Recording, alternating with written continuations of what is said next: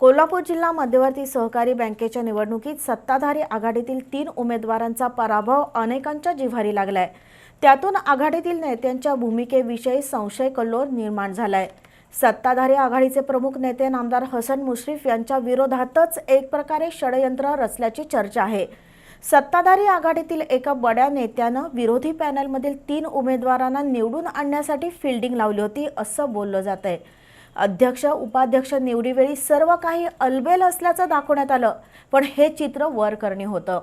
विश्वासघाताच्या राजकारणामुळे सत्ताधारी आघाडीतच आगामी काळात बिघाडी होण्याची शक्यता नाकारता येत नाही। एकूणच आगामी काळात जिल्ह्याचं राजकारण वेगळ्या वळणावर जाऊन 2 गटात विभागलं जाईल अशी चर्चा आहे। कोल्हापूर जिल्हा मध्यवर्ती सहकारी बँकेची निवडणूक झाली आणि जिल्ह्याच्या राजकारणात बरीच उलथापालथ झाली। बँकेच्या निवडणुकीचा निकाल जाहीर झाल्यावर नेत्यांमधील सुंदोपसुंदी आणि अंतर्गत राजकारण पण दिसून आलं। त्या निवडणुकीतील पाडापाडी आणि कुरघोडीच्या राजकारणाचं कवित्व अजून संपलेलं नाही।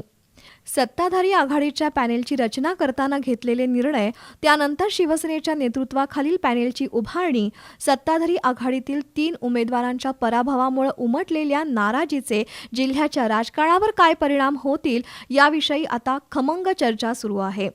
बाबासाहेब पाटील असुर्लेकर यांना सत्ताधारी आघाडीतून उमेदवारी मिळू नये यासाठी आमदार विनय कोरे यांनी संपूर्ण शक्ती पणाला लावली। पहिल्या टप्प्यात आमदार कोरे यांना यश मिळालं, पण बाबासाहेब पाटील असुर्लेकर यांना संचालक होण्यापासून रोखण्यात कोरेंना यश आलं नाही। दुसऱ्या बाजूला आमदार प्रकाश आवाडे यांनाही नवख्या अर्जुन आबिटकर यांच्याकडून पराभव स्वीकारावा लागला।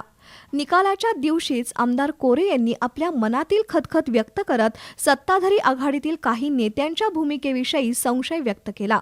सत्ताधारी आघाडीतील नेत्यांनी गद्दारी केली नसती तर 3 उमेदवारांचा पराभव झाला नसता अशी रोखठोक भूमिका मांडत आमदार विनय कोरे यांनी तीव्र नाराजी व्यक्त केली। त्यानंतर अध्यक्ष निवडीपूर्वी झालेल्या बैठकीतही आमदार कोरे यांनी मतदानाची तालुकानिहाय आकडेवारी मांडत आघाडीतील नेत्यांच्या भूमिकेचा पंचनामा केला। एकीकडे अशोक चराटे यांना सत्ताधारी आघाडीतील काही नेत्यांनी पाठबळ दिल्याचा आणि भैया माने यांना पाडण्याचा प्रयत्न झाल्याचाही आरोप होतोय। भैया माने आणि आजऱ्याचे सुधीर देसाई यांना पाडण्याचा प्रयत्न करून एक प्रकारे नामदार हसन मुश्रीफ यांनाही अडचणीत आणण्याचा प्रयत्न झाला अशी कोरे यांनी तोफ टाकली। त्यामुळे हसन मुश्रीफ यांच्यावरही कुरघोडी करण्याचा प्रयत्न सुरू आहे असा इशारा कोरे यांनी दिला। साहजिकच मुश्रीफ गटातही सुप्त अस्वस्थता आहे। बँकेच्या सत्ताधारी आघाडीतील 3 उमेदवारांचा पराभव हे एक षडयंत्र असल्याची चर्चा अजूनही सुरू आहे। जिल्ह्यातील एका बड्या नेत्यानं विरोधी आघाडीतील 3 उमेदवारांना निवडून आणण्याची सुपारी घेतल्याची चर्चा होती आणि घडलंही तसंच। त्यामुळेच नजीकच्या काळात मुश्रीफ विरुद्ध पालकमंत्री असा संघर्ष सुरू झाल्यास आश्चर्य वाटायला नको।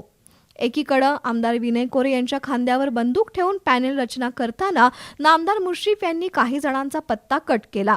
त्यातून सत्ताधारी आघाडीच्या नेत्यांमध्येच मनोमन नाराजी होती। त्यामुळे कुणाला पाडायचं हे सत्ताधारी आघाडीतील एका गटानं आधीच ठरवलं होतं। इतकंच नव्हे तर बँकेच्या अध्यक्षपदाच्या निवडणुकीत दावेदारी करता यावी यासाठी पाडापाडीचं राजकारण झाल्याची चर्चा आहे। पण आमदार कोरे यांच्या आक्रमक आणि रोखठोक भूमिकेमुळे षडयंत्र करणाऱ्या नेत्यांचं पितळ उघडं पडण्याची शक्यता आहे। सोबत राहून पाठीत खंजीर खुपसण्याच्या पद्धतीमुळे जिल्ह्यात अविश्वासाचं राजकारण निर्माण झालंय। त्यातून जिल्ह्याच्या राजकारणात नेत्यांचे 2 गट निर्माण होण्याची शक्यता आहे। परिणामी आगामी काळात जिल्ह्याचं राजकारण वेगळं वळण घेण्याची शक्यता नाकारता येत नाही।